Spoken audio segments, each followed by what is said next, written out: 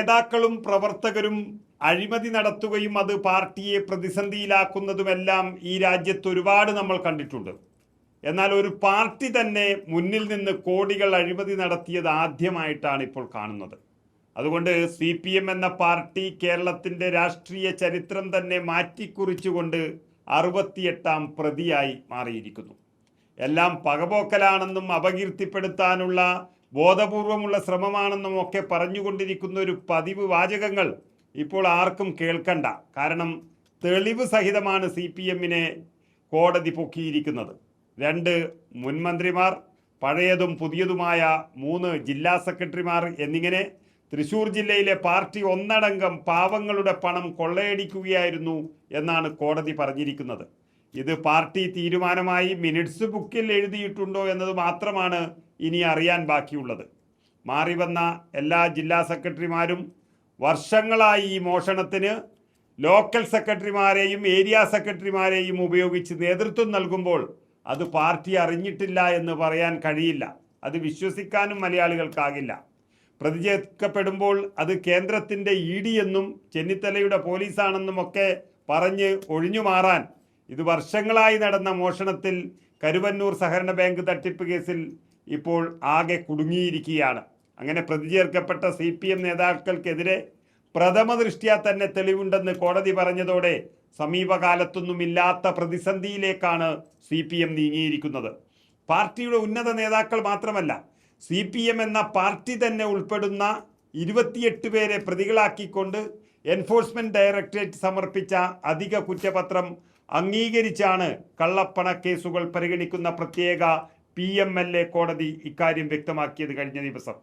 മുൻമന്ത്രി AC Moideen MLA, CPMന്റെ Thrissur ജില്ലാ മുൻ സെക്രട്ടറിമാരായ K Radhakrishnan MP, MM Varghese, അതുപോലെ ലോക്കൽ സെക്രട്ടറി AR പീതാംബരൻ, മറ്റൊരു local secretary MB Raju, Irinjalakuda area secretary KC Premarajan തുടങ്ങി വലിയ വലിയ പാർട്ടി നേതാക്കളടക്കം അധിക കുറ്റപത്രത്തിൽ പേരുള്ള 28 പേരും വിചാരണ നേരിടുമെന്നാണ് കോടതി വ്യക്തമാക്കിയത്. ജൂലൈ 4-ാം തീയതി നേരിട്ട് ഹാജരാകാൻ എല്ലാവർക്കും സമൻസും അയച്ചു കഴിഞ്ഞു. അതായത് ലോക്കൽ സെക്രട്ടറി മുതൽ ജില്ലാ സെക്രട്ടറി വരെയുള്ളവർ നേരിട്ട് നിന്ന് നടത്തിയ അഴിമതിയിൽ ഒരു പങ്ക് സംസ്ഥാന കമ്മിറ്റിയിലേക്കും കൊടുക്കുന്നു എന്ന മറ്റു പാർട്ടിക്കാരുടെ ആരോപണവും ഇപ്പോൾ ശ്രദ്ധേയമാണ്. കാരണം അവർ 10 വർഷം ഭരിച്ചിട്ടും കേസെടുക്കാതെ ഇതിനെയെല്ലാം സംരക്ഷിച്ചു നിർത്തുകയും ചെയ്യുന്നു എന്നുള്ളത് ഏതായാലും ഇപ്പോൾ നടപടി വേഗത്തിലായിരിക്കുകയാണ്. ആദ്യ കുറ്റപത്രത്തിൻ്റെ അടിസ്ഥാനത്തിൽ ബാങ്കിൻ്റെ മുൻ ജീവനക്കാരടക്കം 1 മുതൽ 55 വരെ പ്രതികൾക്കെതിരെ വിചാരണ തുടങ്ങിക്കഴിഞ്ഞു.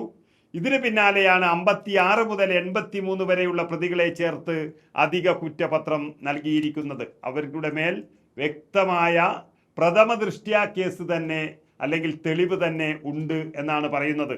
പാർട്ടി നേതാക്കൾ 67 മുതൽ 73 വരെയാണ് പ്രതികളായിട്ടുള്ളത്. CPM പാർട്ടി തന്നെ 68ാം പ്രതിയാകുന്ന ഒരു സവിശേഷതയാണ് ഈ കേസിലുള്ളത്.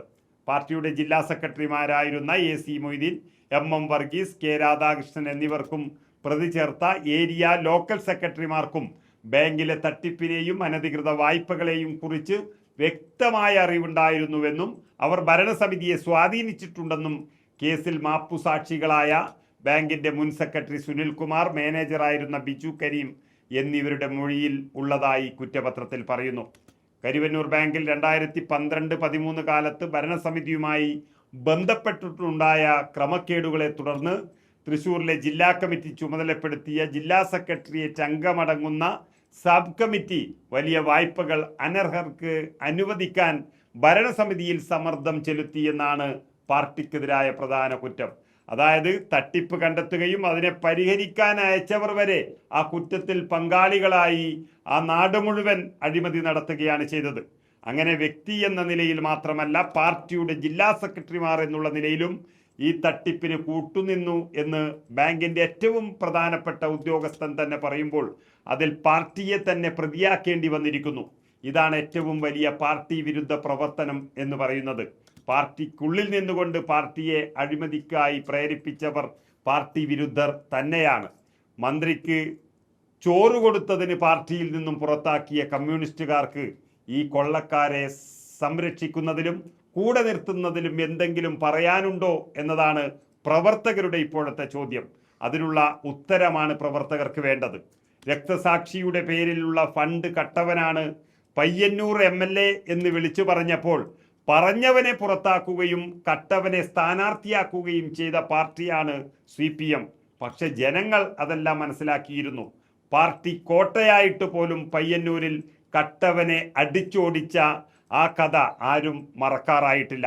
തൃശ്ശൂരിലെയും അവസ്ഥ വ്യത്യസ്തമല്ല എന്നുറപ്പാണ്. ഒരു MLAയും ഒരു MP യുമാണ് അതിലുള്ളത് എന്നോർക്കുക. പാർട്ടി തന്നെ പ്രതിയെന്ന് കണ്ടെത്തിയ ഈ സംഭവം യഥാർത്ഥത്തിൽ CPM എന്ന പാർട്ടിയുടെ മരണമണി കൂടിയാണ്.